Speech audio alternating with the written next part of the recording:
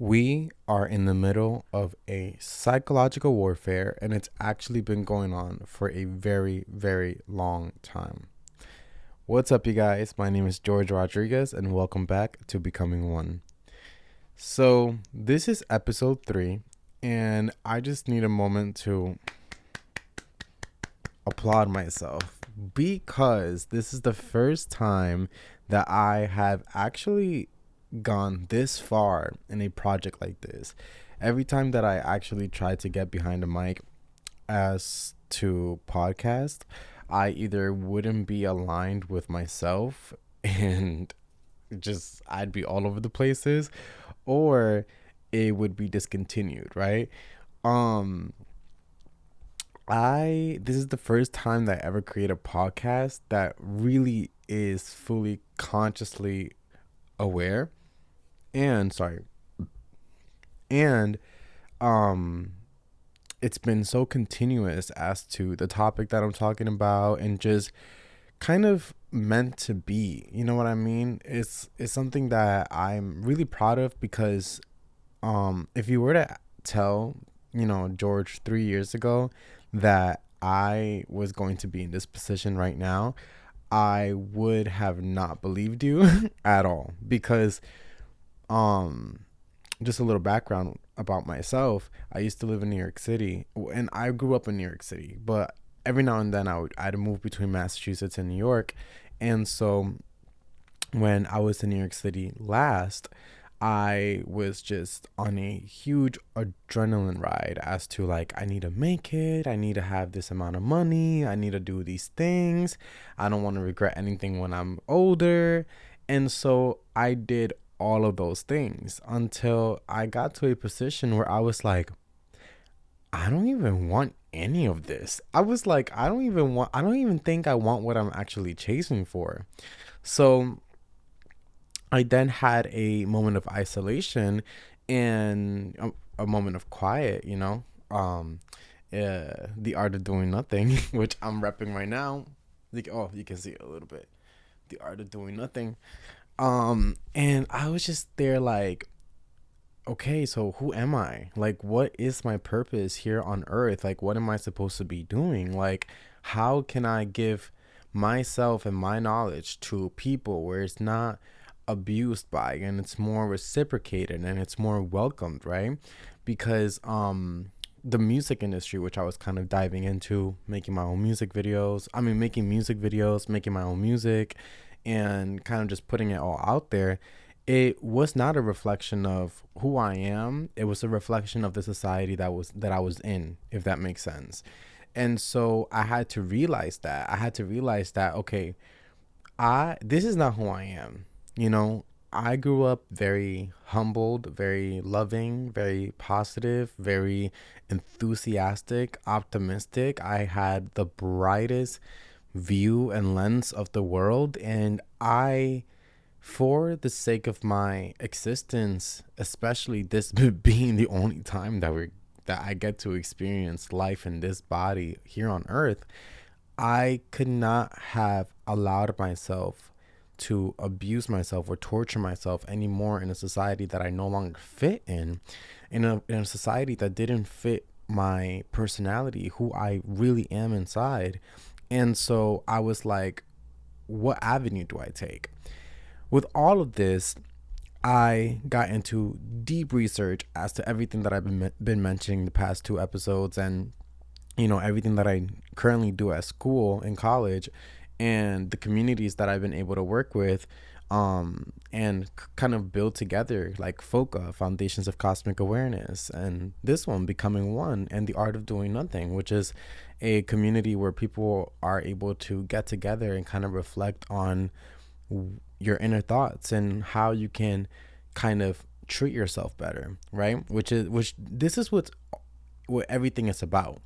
This is all FOCA, Becoming One, and the Art of Doing Nothing are like the branches to unity and humanity and taking care of yourself and other people.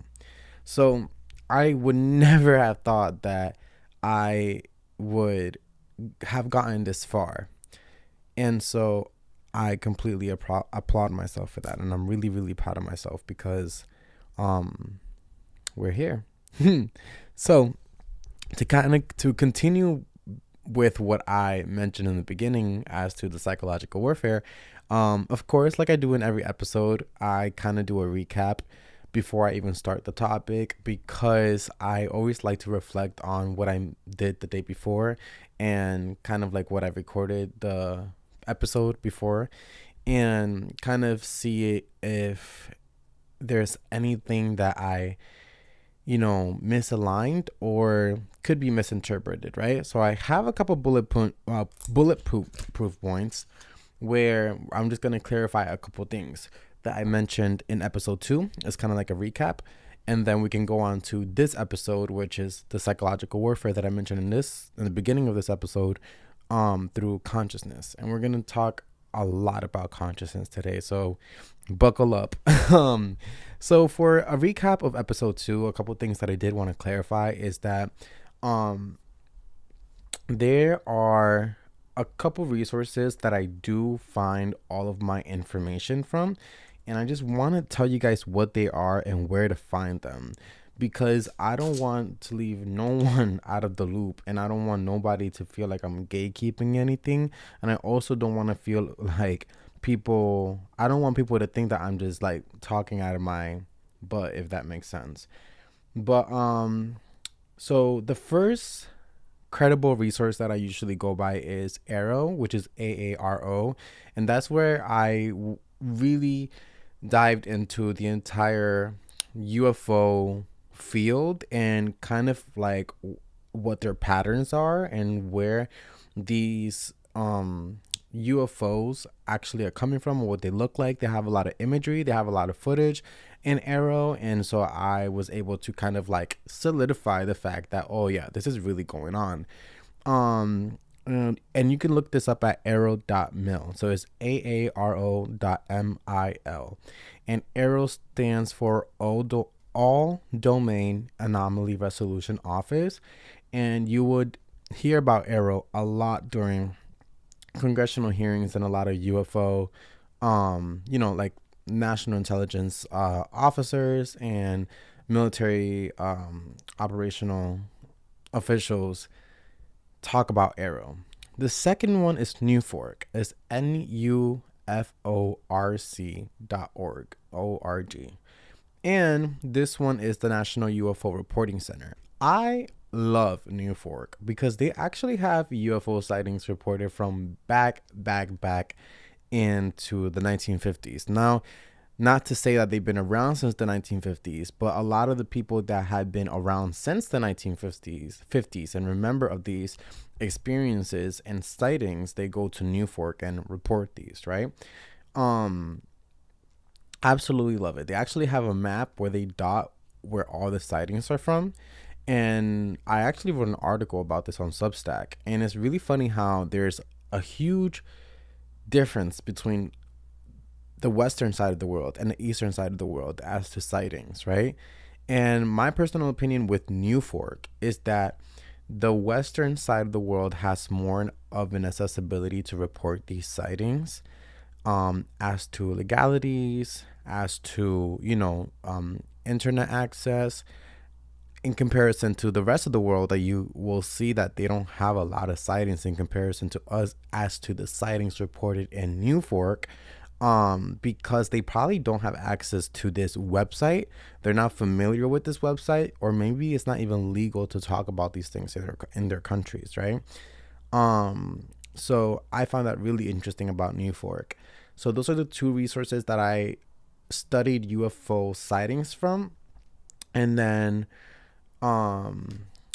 also, like I mentioned before, CIA.gov. They also have a lot of documents about UFOs and remote viewing, which that's another thing I did want to mention. In episode 2, I mentioned how the CIA also did remote viewing, and they reported on it. So remote viewing, as crazy as it sounds, which is, to me, all of this is fascinating, so I don't feel like the chills or like the fear mongering stigma feelings that people get when they talk about these conversations. I get excited about this. Remote viewing literally there could be somebody in my room right now. Their presence could be in my room right now, and I wouldn't know it. Or they could be like a whole entire military force watching me right now, making this episode right behind me, and I wouldn't know it, right? And that is what remote viewing is. And a lot of these higher intelligence officers in military operations, they used to do this back in the 19 early 1900s, probably about 1940s to 1950s, around that time. But these are all documented by the CIA. So, and remote viewing, like I mentioned, it's like a out of body experience. It's like a very very high meditative state to astral projecting, which astral projecting is where you can literally leave your body and go to different places and stuff like that. I had to read a little bit. I know about it. I I know about it, but I can't really give you guys definitive definitions because I only know like the layers of it. Like there's deeper context to these terminologies, but I just know like this is what it is and that's that, right? Because I don't over explain things. I don't make things complicated for myself. I just like, oh, this is what this is what that is, and that's that. As I don't know, I guess like as ignorant that might sound, but the fact that I am aware of these things and I'm open to them and I'm not like scared of them, I feel like that isn't ignorant. But I think what's ignorant is that I can't give you the full context on it. But anyways, I'm just yapping now. So that's pretty much about remote viewing with CIA. What else did I wanna mention? Oh, I didn't clarify. Also, when I in the second episode, I was talking about countries that are currently being suppressed by, like higher entities as to our own governments and their own governments and just kind of like humanitarian abuse. I want to mention what countries I was talking about. I don't want to just say countries because it generalizes the topic, and I feel like this is something that we are all fully aware of, and I feel like this is something that needs to be spoken of, and especially in a humanitarian podcast like this, I will be speaking on the fact that Gaza is a suppressed country. Sudan, Congo, Puerto Rico, Hawaii, all of these places are suppressed countries that are being literally abused for their essence and their being and the potential that these countries carry. And I feel like that is, very dehumanizing. And I feel like um the numbers the numbers say enough. You know what I mean? The look in the people that are committing these acts, in the look in their eyes say enough. Their cultural background, their background say enough. And I feel like sometimes when you're in a position of power, you stop growing at when you receive that power, right? So you look at the rest of the world or the rest of who's around you like how you used to back when you received this power, right? Like a lot of famous people say that you stop growing when you become famous or whatever the case is. That's what I'm referring to. And so, I think that these people of power have an idea that we keep like evolutionizing, but I don't think they actually can conceptualize it to the point of where we are right now, where literally 90% of the media will not believe, well, at least a good 60% of the media will not believe, the BS propaganda that they try to force on us, which I also will be talking about later, which is a form of psychological warfare. Um, Another thing that I did want to mention is that I was talking about how the Epstein files, how, there is just the fact that these names are in them, every single person that are in these files had to be held accountable in any shape or form. Because if you have nothing to do with this atrocity, you wouldn't even be in these files in the first place. And if you're not even in these files in the first place and you are in relations to these people, one, you're supporting all the, you know, disgustingifying things that they did, and two, you are benefiting from it, as if it's financial, as if it's power, as if it's, higher positions. You're benefiting from it. So all of you guys need to be held accountable. Anybody that is in those files and is around the people that are in those files, right? And backing these people up. Because what's really, really frustrating for me is that, and this kind of goes alongside with the research that I do with, interdimensional beings and UFOs and UAPs. People really wait for like raw footage. They just want like the pure footage of things happening. And it's like, people need to understand that everything came from an idea. A water bottle came from an idea. A book came from an idea. A computer came from an idea. These things were not, someone didn't put a computer in front of me and said, we need to build this. No, we had to come up with the idea, trust our intuitions, and literally build everything that's around us. The TVs, the microphone, all of these things were built with intuition and ideas. And I think that's where people are lacking on. That I'm not saying like, hold people that are innocent accountable, right?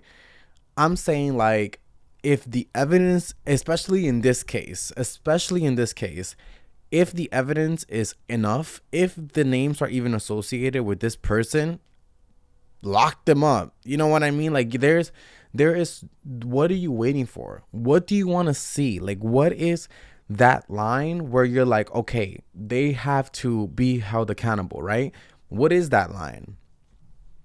And if it goes as far as actually seeing what happened, I can't even tell you how cooked of a society we may be. Because for me, the simple fact that there are pictures of associations, that's enough for me. I'm so sorry, but that is enough for me. Lock all of them up. I'm not saying, I don't incite violence. I don't say that, we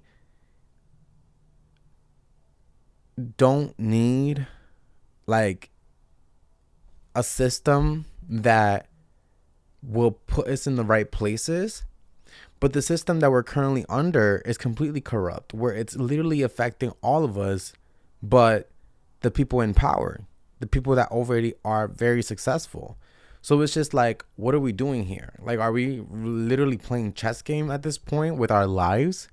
Like, this is real life Hunger Games here. And it's so disturbing because, as a lot of people have mentioned, we come to America and we learn the language. We work our asses off. We give our time. We give our energy. We give our everything to this country for people that are not even from here originally. I'm talking about Europeans that are not even from here. For them to build this altered high like ego that makes them feel like they own America, like they own this land, right? The United States of America, because mind you, America is a continent.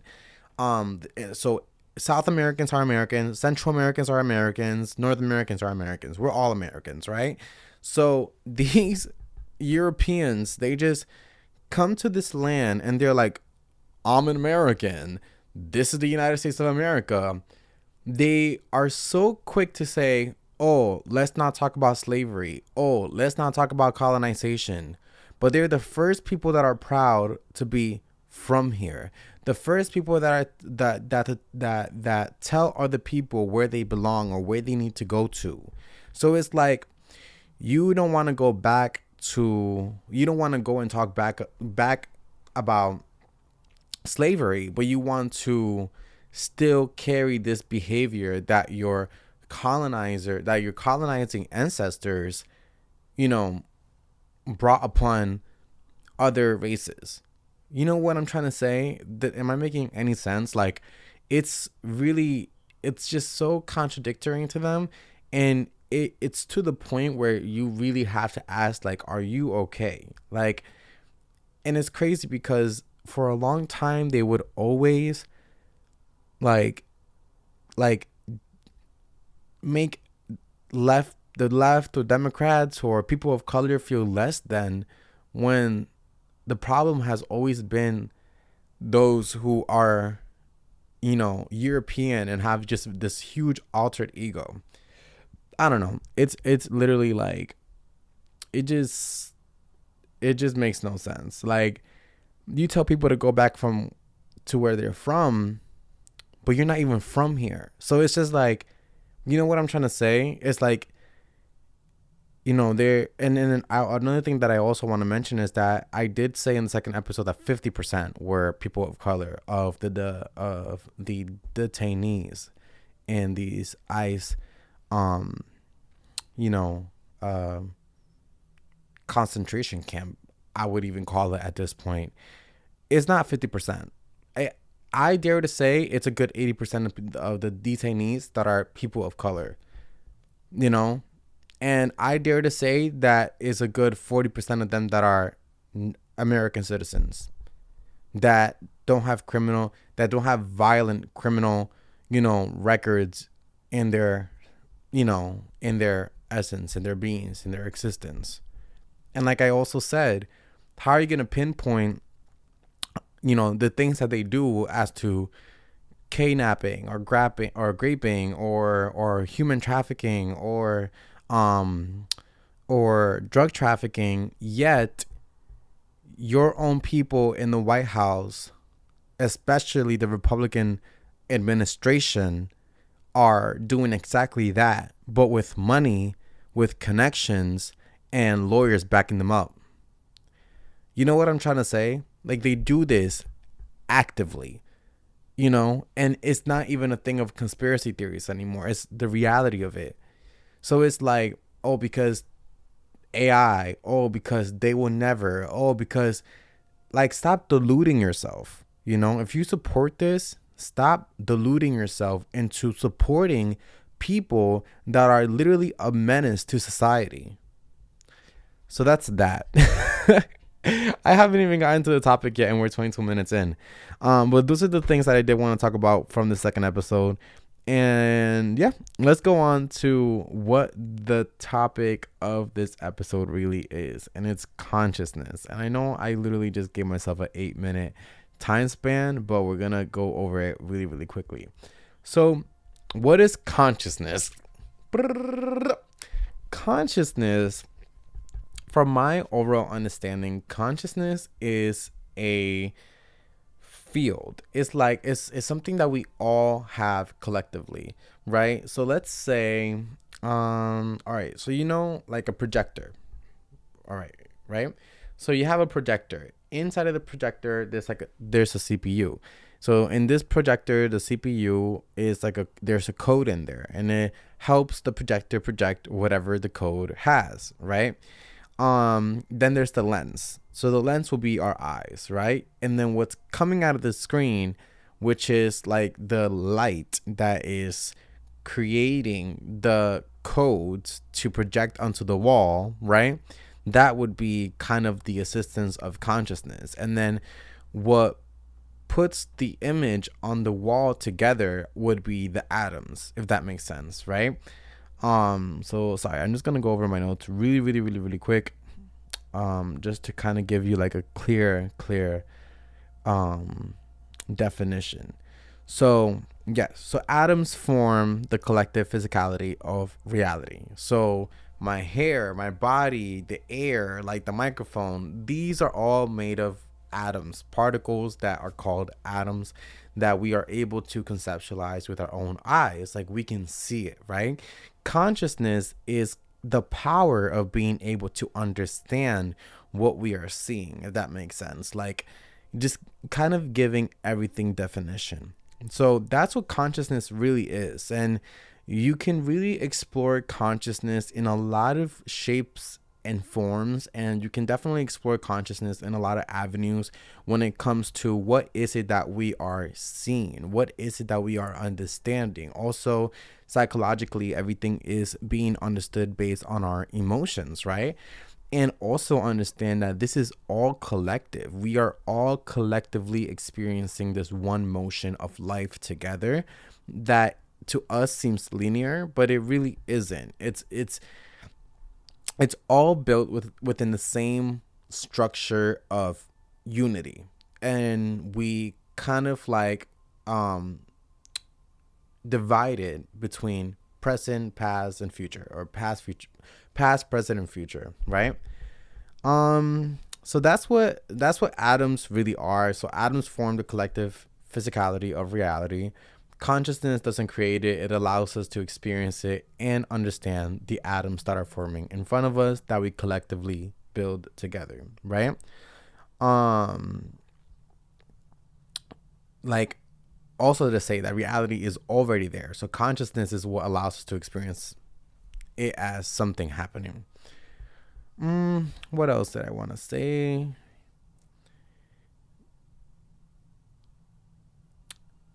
The universe doesn't really need us to exist, but consciousness is how existence becomes meaningful. And what else? What else? What else? What else? What else? Sorry, I'm just going through like all of my bulletproof point before we hit the 30-minute mark.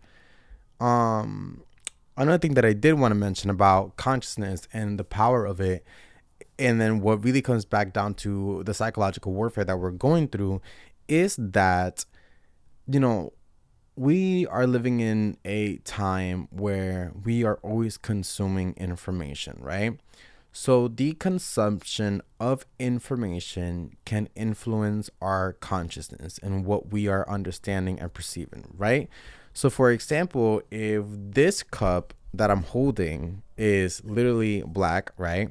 And I tell you through my podcast, right, that I can tell you, oh, my cup is blue.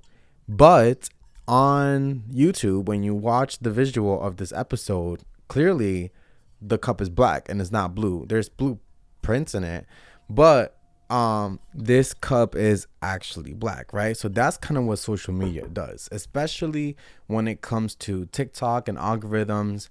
They only put things in front of you that you're interested in, right? So let's say I'm a huge leftist or Democrat or whatever people want to call it, right?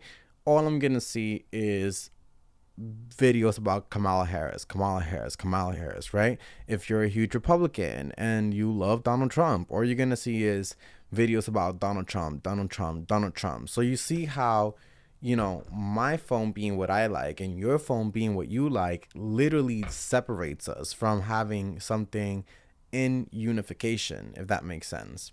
In unification, if that makes sense. Sorry guys. So in my podcast, I'm literally recording it, and I'm sorry. I don't know why, but I do feel a little out of it today. I think it's because I took a nap in the middle of the afternoon, and like now I'm just like my brain knows I'm about to break an overnight. But I'm really fighting through this episode. I don't know if you can tell. But anyways, so let's say your phone has one side of the story and my phone has one side of the story. So, and we've never met before. When we meet, it's just going to be an ongoing battle about your side of the story and my side of the story and what I experience and then what you experience, right? So you see how algorithm completely divided us, and they influenced the, kind of the structure of our consciousness and our collective consciousness, right? So we're supposed to, like, for example, like this entire situation with, rest in peace, Charlie Kirk, right? I honestly never agreed with a lot of the things that he said. I feel like he was a huge advocate for a lot of things, but I personally wasn't intrigued by him the way that a lot of people were, regardless if they were Democratic, regardless if they were Republican, or regardless if, they were independent, or just, or regardless if they were a human being without the influence of an opinion, right? You know, I just was not that person to be interested in that form, if that makes sense. I was just not really interested in like what he was saying. I just didn't agree with a lot of the things that he was saying. And in fact, not to speak on the dead like that, but like I was a little bit disturbed with a lot of the things that were mentioned, right? Um, um, but when this whole situation went down, right? Uh, it was wild because the entire internet went on an uproar, and some were saying that he was deserving of it because of the things that he was saying and advocating for, aka gun violence. But some were saying that, like, how could you even dare to say something like that, regardless of what your political views are? um he has a family, he's not deserving of it. And not to get back on this, right? But there was just a lot of things that were so contradicting on one end than the other end, because the the the dividing aspect of it was not that Charlie Kirk passed away. The dividing aspect of it was that this was completely staged, not only for political and financial gain, but also for the attack of the human consciousness, if that makes sense. So, for example, like, I don't know how to explain it, but politicians have this huge, like, thing. Like, they have this huge plan that no one knows about. Like, you would even consider this a conspiracy theory, but this is like 100% fact, because if I have the ability to sit here and just think, right? I can and come up with these thoughts. I can only imagine what these people that have the overall eagle eyesight of population, like the pyramid on the dollar sign, could even be thinking. Like, their thoughts are probably completely different than mine, and mine are just catching up to theirs because I'm a very critical thinker, right? So when it comes to these people that are already sitting in rooms or calling each other or mailing each other or consciously communicating with each other, whatever the case is, um they have a structure for humanity. Is one side or the other. It's never one, right? And their plan is, how do we keep it like that, right? So they send us wars, they send us propaganda, they send us political battles, they send us celebrities, they send us all of these things that just keep us distracted from the one true definition and purpose of humanity, right? Which we will get to later on in this podcast, what the true definition of humanity is. Um, and I'm so sorry to say this, but religion, these are all of these are all of these things are a huge division to humanity. Like, oh, and also racial injustice. All of these things are, and classism, money, capitalism. All of these things are just constant human division. A lot of people say that this comes from the fourth dimension. This is now, I'm gonna tell you, this is not a definitive answer. This is more mystical, but and you may say it's mystical, but it's also, from what I've heard, it's also has been mentioned in the book of the Enochs, which is the main Bible from Ethiopia. But this all comes from the Anunnakis, right? And so this type of division really is, it's a game to like really keep us divided, right? And you would ask, why is that, right?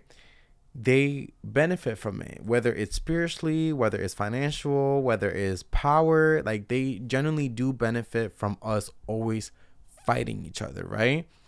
And so a lot of people don't see this because, unfortunately, people that are already programmed to a certain system that they chose to believe in or that they grew up in, they need to see actual physical evidence in front of their own eyes to even get close to a thought, if that makes sense. For example, I swear on everything in my life that I am the most kindest, the most humblest, the most, you know, like, sane person that you could ever meet. Like, I really am just here with pure, you know, ideas and um education. Like, I'm just very like put together of a person, right? There's nothing off about me, right? And I shit you not that if this podcast ever becomes like very, very, very viral, which I don't do this with the intentions of that. I do this to reach out to whoever this is meant to be reached to. Um, there will be a lot of like stories about me that are going to either contradict what I say, or people are going to doubt things, question things, ask where this is coming from. It's just like, it's all common sense. You know, why is it that we live in a world that you have to obey by a system? And if you don't, you're literally deemed to be like, like the craziest person in the world. Mind you, I'm very put together. So I just don't see why we have to go by a system. Why is it that humanity, or a lot of people that are in this human spectrum, can't gain the their own consciousness to be able to understand that you are the vessel, you are the power, you are the experiencer. You're the one who are experiencing life based on what is going on in your point of view, right? A lot of people, you know, use this and they are driven with evil. And it's like, but like, no, like, that's a human emotion. Don't go by that. Don't go by your evil. Don't go by your intrusive thoughts. Don't go by your inner thoughts. Go by what you are naturally attracted to, that is beneficial for society in a positive way. Make a positive impact. If you think like that, if you think evilistically to the point where you feel like you are okay with dehumanizing people and making people feel less than, or doing things to people that are not humane, like, redirect your mind, understand it, be aware of it, like, change your mind to literally become a better person, not for yourself, but for the experience that you're having here on earth, you know?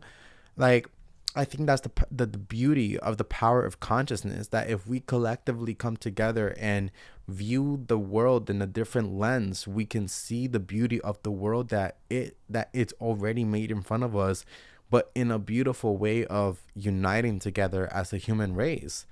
And that really is the power of consciousness. That consciousness is the understanding of the atoms that are created in front of us, right? And social media does influence it. Social media does impact it negatively at times, because we are often consuming. Oh, we're minorities. Oh, we can't do nothing. Oh, this is just how things are. No, like, this is what all of these systems are programming us to believe. And to this is why I mentioned in the beginning of this episode that we are in a psychological warfare, because you know, we are being told to always be good, to always do this, to always do that way, while the people that are telling us to be like that are behind closed doors doing the nastiest things that you could ever even think of for financial and political gain. So it's like, what are we doing here, really? Who are you to tell me what to do now, if that makes sense? And it's like, I am very, very positive of a person, very humble of a person. And for people to make me feel like I'm not doing things right, it blows my mind, because you can't tell me that I chose to be, you know, put together for the community, for just gratitude of this lifetime, and wanting to bring people together in a positive way, positive way, for you to tell me that I'm deluded, that can never happen, that I have to be realistic, that too many people are damaged, all of these things that people tell me, like, oh, that I'm too nice, that, that men can never get to this point of healing. And, you know, it's just too much. It's just like, all of these things, they program you to keep you divided, and then they go on and then they do crazy things that you would never even expect or imagine. And it sucks. It genuinely sucks, because then, you know, sometimes it becomes people that you love. Sometimes it becomes people that you never even thought that could be that way, and you saw the highest potential in them. And, you know, then you become alone in these thoughts, because while everybody is out there playing the game of, I gotta do anything that it takes to make money, you're out here watching everybody tear each other apart. And you're like, I don't want to take no part in that. And then you become like the guy from 2012 that lives in a fucking RV. Like, at this point, I feel like that guy from the RV in 2012. And like I mentioned before, I'm such a like like kind person. Like, I'm not deluded in that aspect of what I'm talking about at all. So it just really, like, it's just wild. It's wild. It's wild. It's wild. And that's why I started this episode with saying that we're in a psychological warfare, because the people that tell you to do good are the ones that are doing evil. And if you're too good of a person, if you call them out on their evil, you become the person who gets kicked out of the village. Simple as that. It's insane. But yeah, let me wrap this episode up, because we're about to get to an hour. I think this is the longest episode by far, and I, hope to not make longer episodes, because if you guys are listening to this and watching this fully, yeah, y'all are some true people, and I love you guys, and I hope you guys all take this with like consideration to apply this to your everyday life, because it's life changing. It really, really, really, truly is. And this is why I journal all the time. And this is why I founded, the art of doing nothing. Because there's times where I need to sit with these thoughts and journal them and just come to a conclusion as what can I do better for myself and society. And that's what our quiet hour sessions do every Saturday. I'm promoting this shit. I'm throwing it out there because I really want, not because I feel like it's business, but I feel like it's just something that is so beneficial for humanity. You know what I mean? It's to come together and be able to, create prompts and be able to like write down how we're feeling inside and understand them. And there's awesome people that are going to be a part of that as well, that are huge meditators, that have a huge relationship to the cosmos. So I'm really excited for that. Thank you guys so much. Oh, and also in February, which is coming up really, really soon, we are going to be starting a poetry session called Quiet Hours Letters for Gaza.